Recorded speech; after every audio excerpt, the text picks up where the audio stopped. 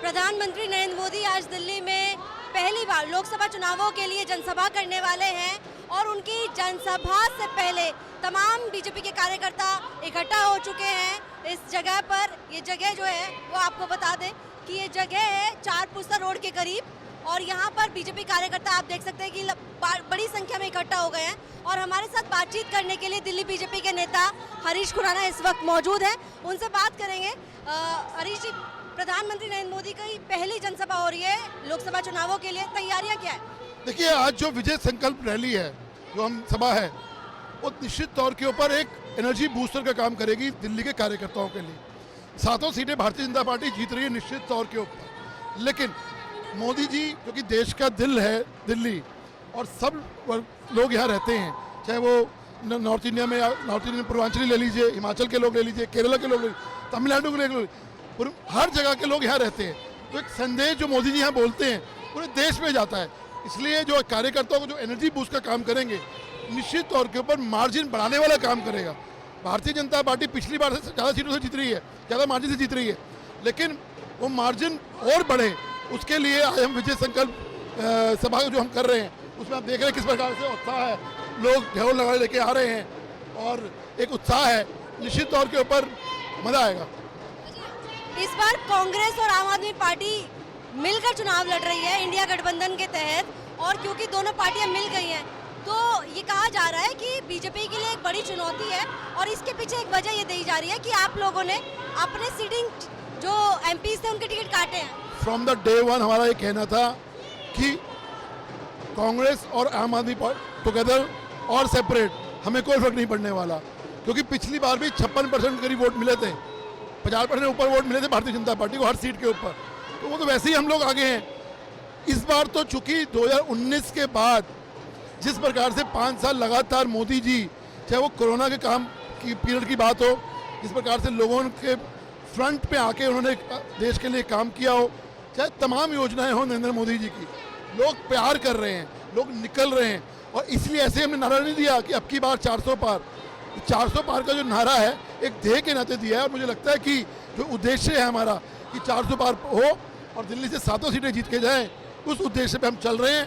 और निश्चित तौर पर जब आप देखेंगे 4 जून को जब रिजल्ट आएगा, नरेंद्र मोदी जी तीसरी बार पिछली बार से ज़्यादा मार्जिन से हम जीतेंगे। दिल्ली में 7 सीटें हैं, आम आदमी पार्टी मिलकर चुनाव लड़ रही है, 4 पर आप, 3 पर कांग्रेस।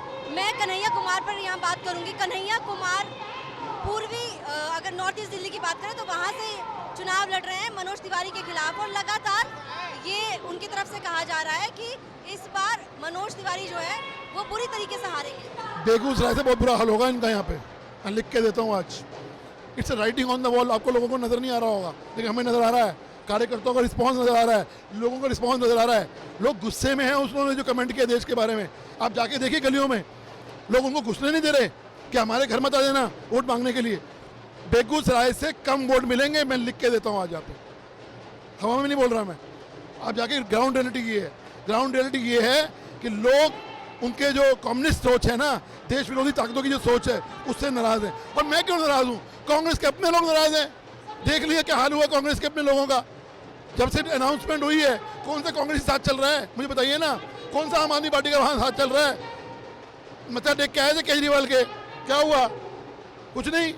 वही सेम चीज़ें जो केजरीवाल जी करते हैं, अपने आप को पिटवाना, फिर पिटवा लिया आज ताकि मीडिया में टेंशन बनी रहे। ये मीडिया टैक्टिक्स नहीं तो और क्या है? हारने का पर्ची की तो और क्या है? कन्हैया कुमार पर जो हमला हुआ कल, ये कहा जा रहा है कि ये बीजेपी की साजिश है।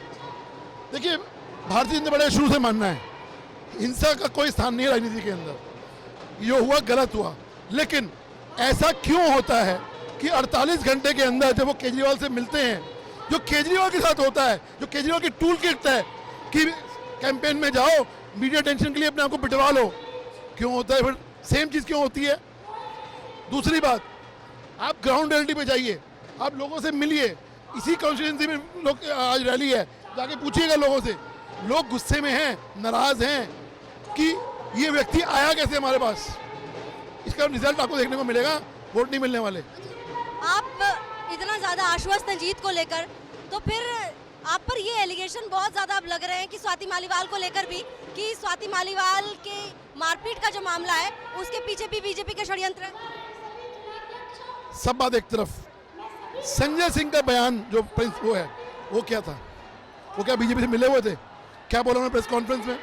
कहा ना कि वहाँ घटना हुई, मुख्यमंत्री ने संज्ञान लिया, ये घटना नहीं होनी चाहिए। ये संजय सिंह का बयान था, कोई भारतीय जनता पार्टी का बयान नहीं था। अचानक क्या हो गया? 48 घंटे के अंदर न संजय सिंह सामने आ रहे हैं, न केजरीवाल सामने आ रहे हैं। अभी प्रेस कॉन्फ्रेंस करने वाले हैं, पूछ ले सवाल। कल भाग गए थे प्रेस कॉन्फ्रेंस से सवाल में अरविंद केजरीवाल, क्यों भाग रहे हैं? कुछ नहीं किया तो क्यों भाग रहे हो? सवाल यही है। अगर स्वाति मालीवाल झूठ बोल रही हैं तो फिर भैया संजय सिंह भी तो झूठ बोल रहे हैं, इसका मतलब क्या कारण है? इसलिए मेरा मानना ये है, मुख्यमंत्री का अपना घर सुरक्षित नहीं है। अपनी ही महिलाओं के लिए जो मेंबर ऑफ पार्लियामेंट है वो दिल्ली के लोगों के लिए सुरक्षित कैसे हो सकता है? दिल्ली के लोग आम आदमी पार्टी के लिए सुरक्षित कैसे होते हैं, ये समझ में आना चाहिए। तो दिल्ली में 4 जून को जो परिणाम सामने आएंगे, क्या लग रहा है आपको? आपको लड्डू खिलाएंगे और सातों सीटें हम जीतेंगे। लड्डू के साथ साथ अच्छी पार्टी देंगे आपको, पूरे मीडिया को, क्योंकि मीडिया ने भी बहुत परिश्रम किया है। और मैं आपके चैनल के माध्यम से मीडिया को भी धन्यवाद देना चाहता हूँ कि जिस प्रकार से इतने दिनों से मीडिया लगा हुआ है, निष्पक्ष तरीके से दिखाने में लगा हुआ है, उनको भी बधाई है। लेकिन भारतीय जनता पार्टी को पूरा विश्वास है, ये ईवीएम के लिए रोएंगे, हम देश की जनता का धन्यवाद करेंगे। हरीश खुराना अभी हमारे साथ बातचीत कर रहे थे और साफ तौर पर कहना है कि 4 तारीख को लड्डू खिलाएंगे वो मीडिया को भी जीत का, क्योंकि दिल्ली में जो 7 लोकसभा सीटें हैं वहां पर बीजेपी जीत का परचम लहराएगी।